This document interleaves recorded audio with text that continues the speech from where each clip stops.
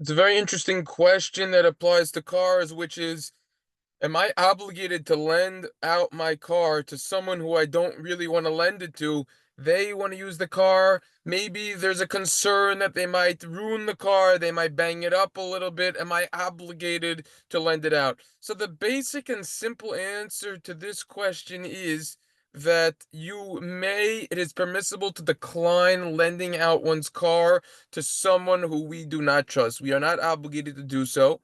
And if someone asks us to borrow a car or any other item that we don't want to lend, because of reasons we think that they're not going to pay the loan back, they're going to ruin it, etc., we may just tell them, look, this item isn't available, the car isn't available, or we could use any other excuse which wouldn't offend this individual.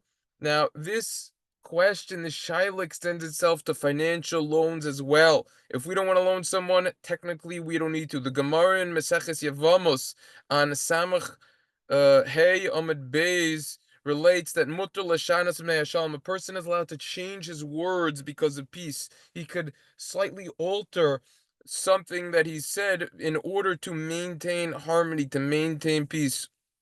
And a person could change it, to switch it around. Now, according to the Sefer Chasidim, the idea over here is that we're obligated to loan someone money, even if we're concerned that he might not repay the loan. That is the opinion of the Sefer Chasidim. However, we can't believe that we don't have the money for the loan.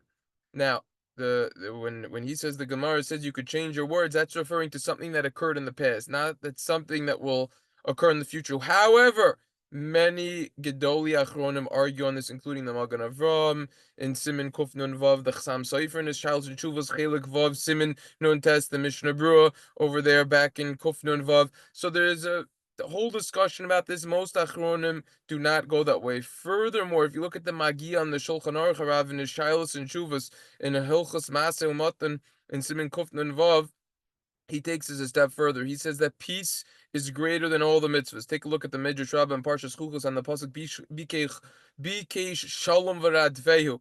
So peace is better than all of the mitzvahs. Now, according to the Rif, it's not only permissible to change one word for peace, but it's also a mitzvah, because peace is so important. According to the Yam Shel Shelomo, one is occasionally allowed to change his words. Okay? Now, the Sefer Tetan Emes Leyaakov has a tremendous amount of length on this topic in Perek Siman Tesvav, and he basically brings proofs over there, not like the Sefer Chasidim. At the end of the day, he doesn't go like the Sefer Chasidim, and therefore one could change his words even if it's on something that didn't happen yet. At the end, he says that nowadays it applies in all scenarios, not like the Sefer Chasidim, like we just said. At the end of the tshuva, he quotes an interesting pasuk of the Rav Shelomo Zalman Auerbach, which is also brought in the Sefer Shalmi Moed on page 537, Tov Kuf Lamed Zayin over there, who says that someone who has money but isn't able to lend it because he needs the money for something else, he could say to someone who requests a loan from him that he doesn't have the money.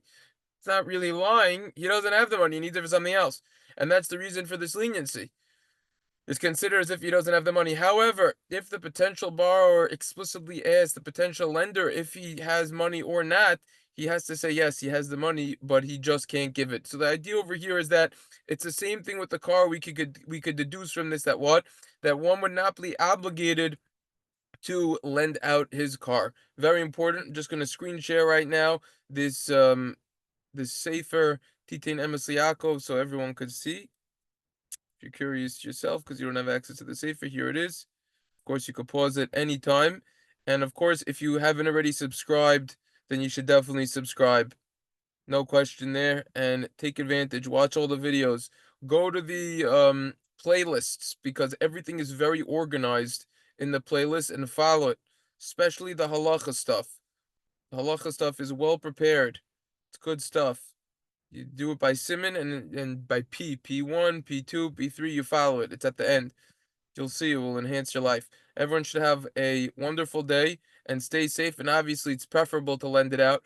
But this is talking about in a situation of if one doesn't want to. But if one does, definitely it's a mitzvah, and definitely you should, in fact, lend out your vehicle. So everyone should have a wonderful day and stay safe out there.